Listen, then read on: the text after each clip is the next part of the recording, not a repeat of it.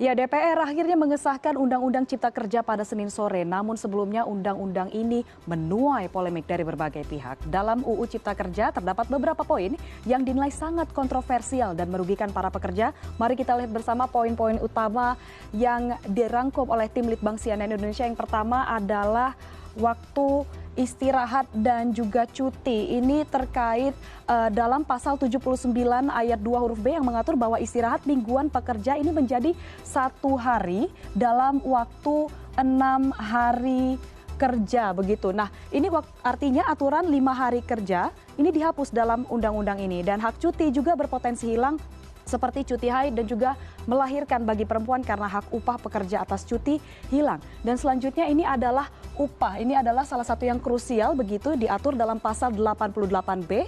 Pasal ini mengatur tentang standar pengupahan berdasarkan waktu alias per jam begitu.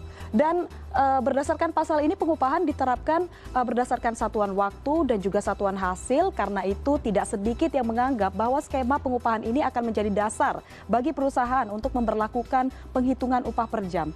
Dan selain itu dalam pasal 88C ini disebutkan menetapkan upah minimum sebagai jaring pengaman. Nah, dalam hal ini kaitan upah minimum yang dimaksud adalah upah minimum provinsi. Pada poin ini banyak juga kekhawatiran terkait pemerintah tengah berupaya menghilangkan upah minimum kabupaten atau kota atau UMK melalui peraturan ini. Dan selain upah, hal lain yang menjadi kontroversi adalah jam kerja yang dinilai eksploitatif. Dalam pasal 77 Undang-Undang Nomor 13 Tahun 2003, pasal sebelumnya ini disebutkan mengenai pelaksanaan ketentuan waktu kerja, yakni 7 jam sehari untuk 6 hari kerja atau 8 jam sehari untuk 5 hari kerja. Nah, sementara pada UU Cipta Kerja pasal 77 ini disebutkan waktu kerja paling lama adalah 8 jam dalam waktu 1 hari dan 40 jam dalam waktu 1 minggu. Nah, selanjutnya poin yang menarik diperhatikan juga adalah mengenai penghapusan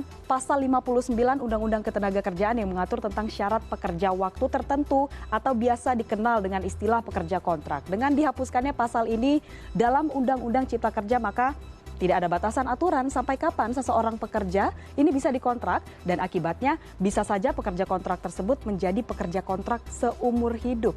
Nah, kita lihat poin selanjutnya adalah terkait tenaga kerja asing. Ini yang salah satu yang paling ditentang oleh serikat pekerja, yaitu pasal 42 yang mengatur tentang kemudahan para pekerja asing. Nah, dalam pasal tersebut disebutkan bahwa setiap pemberi kerja ini hanya diwajibkan membeli atau memiliki pengesahan rencana penggunaan TKA dari pemerintah pusat.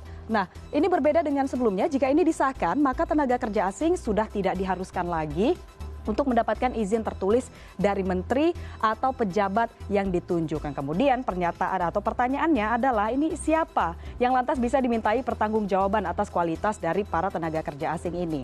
Dan selanjutnya uang penghargaan masa kerja. Nah, ini diatur selama ini masa kerja 24 tahun ini dihapus. Nah, Undang-Undang Cipta Kerja menghapus poin H dalam pasal 156 ayat 3 terkait uang penghargaan bagi pekerja atau buruh yang memiliki masa kerja 24 tahun atau lebih begitu.